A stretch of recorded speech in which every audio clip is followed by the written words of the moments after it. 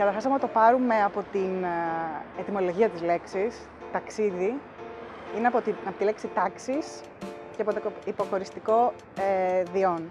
Θα κρατήσω το τάξης. Για μένα το ταξίδι είναι, τα βάζω όλα σε μια τάξη. Όταν ταξιδεύω, βρίσκω τον εαυτό μου, ανοίγει το μυαλό μου, βλέπω πολλές εικόνες. Οπότε, κατά κάποιο τρόπο μπαίνουν όλα στην τάξη. Για μένα αυτό είναι το ταξίδι. Ξεκίνησα να ταξιδεύω πολύ μικρή και αυτό γιατί ο πατέρας μου είναι από την Κωνσταντινούπολη, οπότε κάθε καλοκαίρι μπαίναμε στο αεροπλάνο όλη η οικογένεια και πηγαίναμε να βρούμε τις παππούδες στην πόλη. Οπότε ασυνείδητα, χωρίς ουσιαστικά να το έχω επιλέξει εγώ, ταξίδευα από 1 χρονού περίπου. Ουσιαστικά όμως η σημαντική στιγμή στη ζωή μου που μου έκανε να αποφασίσω ότι θέλω να δω τον κόσμο, θέλω να ταξιδεύω συχνά και να δω τι βρίσκεται πέρα από τη μύτη μου, όπως λέω, ήταν η Ισπανία, όταν ταξίδεψα και μετακόμισα ουσιαστικά για 1 χρόνο για να κάνω Εράσμους, σαν φοιτήτρια ανταλλαγής στην Ευρώπη. Εκεί είπα ότι όπ, εδώ είμαστε, κάτι καινούριο υπάρχει, υπάρχουν πολλά μέρη να δω, πολλοί άνθρωποι να γνωρίσω, οπότε η αφορμή ήταν λοιπόν ουσιαστικά το Εράσμους στην Ισπανία, οι σπουδές μου στην Ισπανία. Και από εκεί ξεκίνησα μετά όλα τα υπόλοιπα μικρότερα και μεγάλα ταξίδια στην Ευρώπη και εκτός.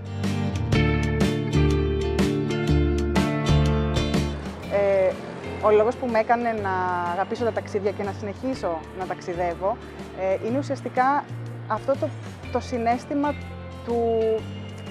το περίεργο συναίσθημα του να φτάνει σε μια πόλη, σε μια χώρα και να είναι όλα γύρω σου καινούρια. Με εξητάρει πάρα πολύ αυτό, το να πηγαίνω κάπου και να είμαι σαν λευκό χαρτί. Να πηγαίνω και να ανακαλύπτω και πρώτα εμένα και μετά και το μέρος που βρίσκομαι. Οπότε αυτό είναι το καινούριο,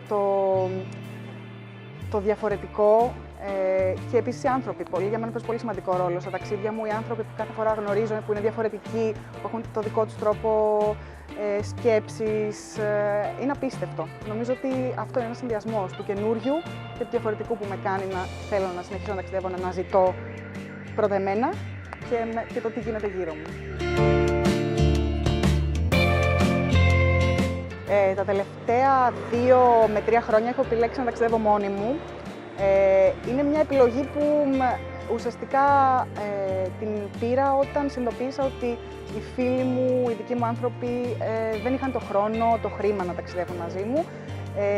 Και επίσης πάντα, ειδικά με φίλους, φτάναμε στη στιγμή που λέγανε όλοι ναι, θέλουμε, πάμε να το οργανώσουμε και τελικά για κάποιο λόγο, είτε ήταν ότι δεν βγαίναν οι άδειες μας στις ίδιες ημερομηνίες, είτε το οικονομικό που για πολλούς, ας πούμε, εγώ όταν μπαίνω στη διαδικασία να κάνω ένα ταξίδι, έχω πριν βάλει στο μυαλό μου ότι θα κάνω κράτη, δεν θα βγω τόσο, δεν θα πιω τόσο, δεν θα πάω εκεί για να μαζέψω αυτά τα λεφτά. Πολλοί φίλοι μου δεν το κάνουν, οπότε φτάσαμε κάποια στιγμή να λέμε δεν μπορούμε να το πάμε αυτό το ταξίδι, δεν γίνεται.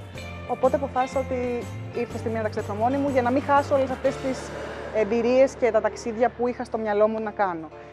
Μου αρέσει επίσης να ταξιδεύω μόνη μου γιατί είναι η μοναδική φάση που είμαι εντελώς μόνη μου και μπορώ να σκεφτώ τι θέλω, που πάω, τι κάνω. Και επίσης είναι η μόνη φάση που είμαι πολύ επικεντρωμένη στο τι θα δω, με ποιους θα μιλήσω. Γιατί όταν είσαι με παρέα, είσαι συνήθως εσύ και το παρεάκι σου. Δεν είσαι τόσο ανοιχτός στο να πιάσεις κουβέντα με ξένους, με αγνώστους. Ενώ όταν είσαι μόνος σου είναι διαφορετικά. Είσαι ανοιχτός αρκετά.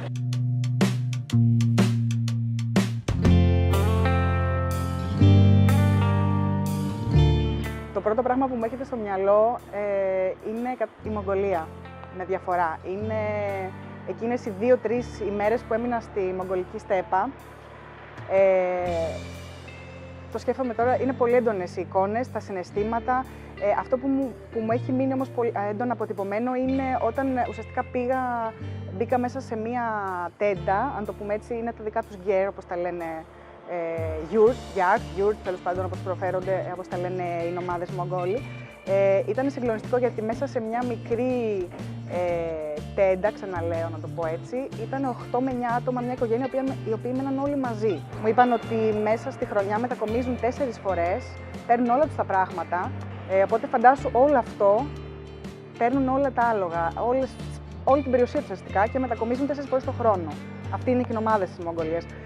Για μένα ήταν μια πολύ δυνατή στιγμή γιατί είναι εκεί που λες, κοίτα να δεις πόσα λίγα πράγματα χρειάζεται τελικά για να ζήσεις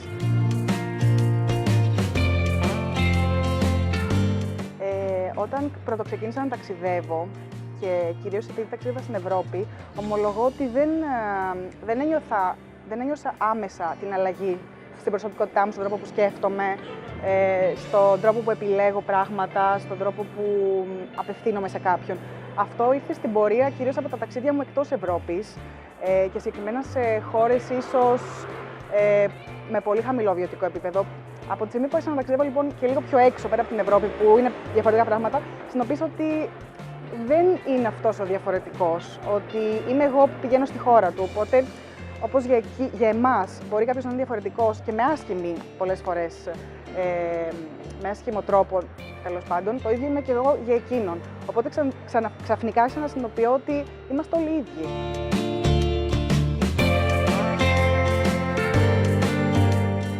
Σίγουρα όλοι μας έχουμε ένα bucket list όταν ταξιδεύουμε που λέμε θέλω να κάνω αυτό, να δω αυτό το μέρος.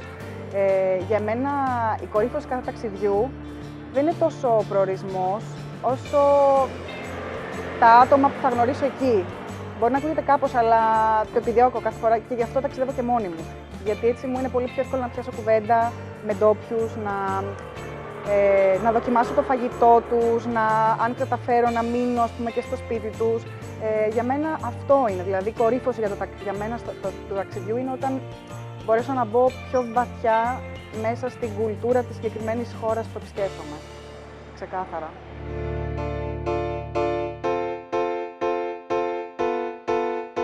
Δεν μπορώ να φανταστώ τη ζωή μου χωρίς να ταξιδεύω, δεν μπορώ καθόλου.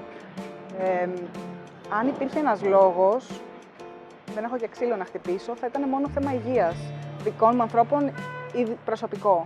Που και πάλι, ευελπιστώντας θα μπορούσε να ξεπεραστεί, θα συνέχιζα να ταξιδεύω. Δηλαδή το βρίσκω πολύ δύσκολο. Δεν ξέρω πώς θα είμαι σε κάποια χρόνια, αλλά δεν μπορώ να φανταστώ τη ζωή μου χωρίς το ταξίδι. Είναι κομμάτι για μένα της καθημερινότητάς μου πλέον.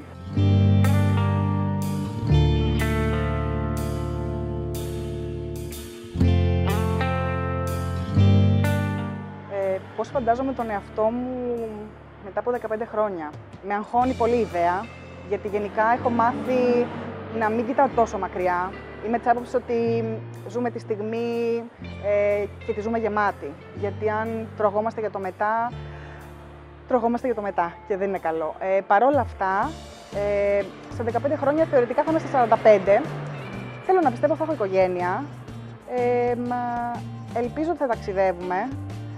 Ιδανικά θα ήθελα πάρα πολύ να έχω αυτό το κλασικό το βανάκι που βάζεις μέσα την οικογένεια και γυρίζεις. Θα ήθελα τύπου να φύγουμε ένα χρόνο, να γυρίσουμε κάποια μέρη, είτε Ασία είτε Λατινική Αμερική. Αν δεν γίνεται, παρόλα αυτά το φαντάζομαι αυτό το βανάκι στην αυλή του σπιτιού μου.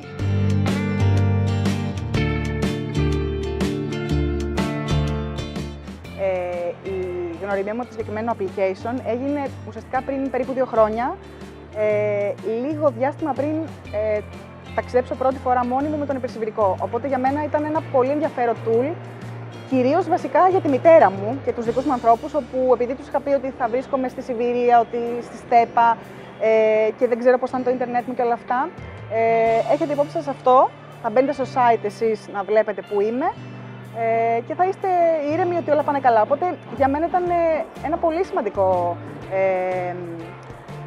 tool, ξαναλέω, το οποίο με βοήθησε και σε άσχετες φάσεις, όταν π.χ. δεν είχα ίντερνετ και με ένα SMS μπορούσα να στείλω το που βρίσκομαι και παρόλα αυτά οι γονείς μου μπορούσαν να ενημερωθούν οι φίλοι μου. Σίγουρα το προτείνω σε κάθε ταξιδιώτη, κυρίως σε αυτούς που κάνουν αποστάσεις μεγάλες, δηλαδή το να πας απλά σε μια πόλη, ok. Αλλά αν διανύσεις είτε road trips, είτε με μηχανές, είτε με τρένα, όπως κάνω εγώ κυρίως, είναι ένα πολύ χρηστικό app, το οποίο βολεύει και εσένα, γιατί ουσιαστικά κρατάς και αναμνήσεις μέσα από αυτό και κάποια points που λέω εγώ, σαν pins. Και επίσης το πολύ σημαντικό είναι ότι ουσιαστικά οι δικοί σου άνθρωποι ξέρουν ακριβώς που είσαι. Και στο τέλος φυσικά έχεις ένα πολύ ωραίο χάρτη με όλη τη διαδρομή. Οπότε σίγουρα το προτείνω, δεν το συζητώ. Και ειδικά για μεγάλα ταξίδια το θεωρώ υπέροχο.